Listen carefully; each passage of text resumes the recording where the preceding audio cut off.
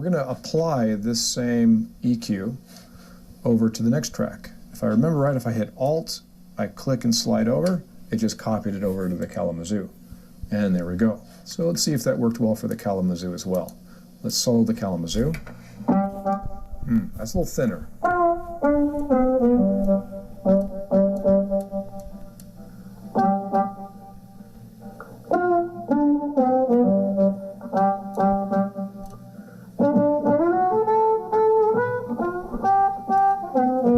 We need a little more clarity up in this upper range for this one.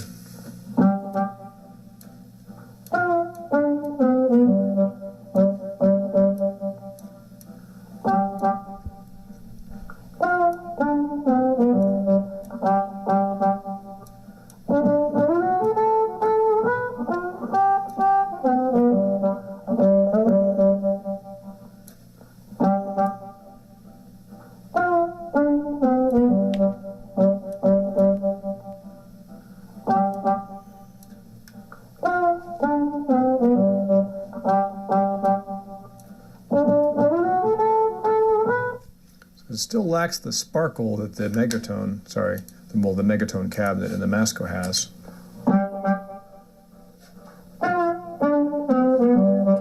Definitely has a better range here. Let's see what it all sounds like together now.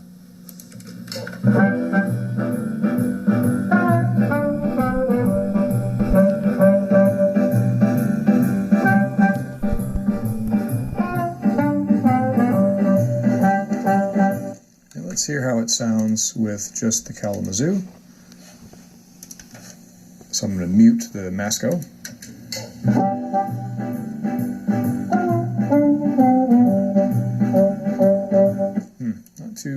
Not the best tone. Let's try the Masco only.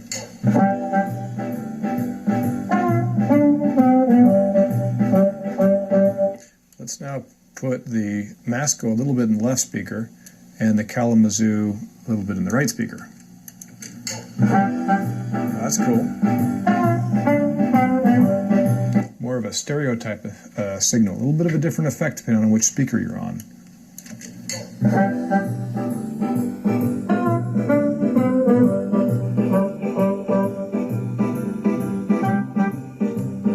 That's pretty cool. Now, I'm not a fan as much of the Kalamazoo, so I'm going to bring the Kalamazoo down. Let's center these out again.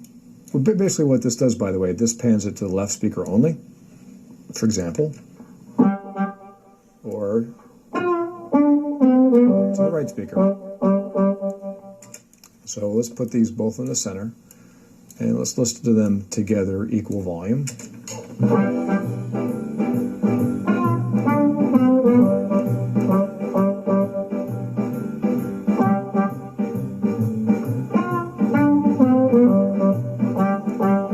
In this case, I'm going to put the Masco a little bit to the left, and I'm going to take this guy and put him a little bit more to the right. So we're going to end up having almost equal Masco in both speakers and a little bit of our Kalamazoo in the right.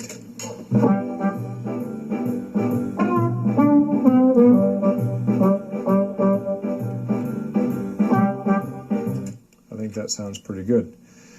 Well, in this case, we'll see what Bill sounds like and see what Bill likes. Let's go ahead and add some reverb. I generally like to have a little bit of reverb in the sound. So let's add reverb. So reverb, mono. In this case, it has 100% of the reverb. And what we want to do is have a lot less than that. Let's listen. That's tons of reverb. Let's just use 10%. And if you hit play and then stop it right away, you're going to hear the echo of the reverb in the Pro Tools session. Okay, that little decay there? Let's give that a try. Let's see what it sounds like with the band.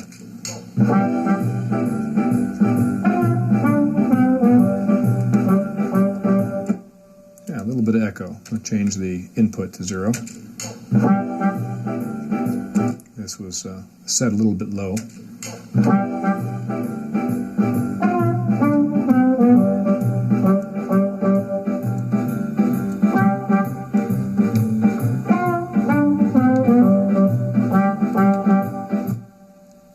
pretty good to me. Maybe it's still a little bit too much, but my experience is to use a little bit more than you think you need.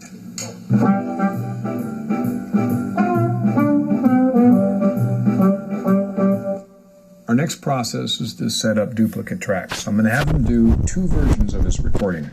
We're going to play through once all the way through, and then play all the way through a second time. So to do that, I need to go ahead and set up some more tracks. So let's go ahead and go File. Actually, we can get rid of these tracks because that's me, not him. We want 2 more tracks. So let's go Track, New, 2. And in this case, we're going to go ahead and slide these guys right next to the other original ones. So we've got Masco and Cala. Let's go ahead and have this Masco 2 and then Cala 2. And we're going to set these up identical to the other ones. So we get a sound that is, well, pretty much identical, because he's going to do 2 versions of it, and then we're going to grab which one sounds the best. So let's go ahead and just slide these. Oop, that was the wrong EQ. There we go. Make sure we're getting the Kalamazoo EQ where it needs to be, and then the reverb's the same for all these tracks. So now we have duplicates, Masco and Kalamazoo, Masco and Kalamazoo. And we can group these tracks if we want. Right now we're going to just go ahead and keep them separated. Now let's group them. So I'm going to go ahead and grab Masco and Kalamazoo at the same time. I'm going to right click and select group, and I'm wrong. Let's see, how do we do this? It's been a while. There we go, group, Control G. So we'll just label this, well, group 1. Okay, and now these are colored blue. Let's go ahead and Control G. Now that I know the quick key command, we'll call this group 2. Now that we have our groups, we're ready to wait for Bill to come in and record.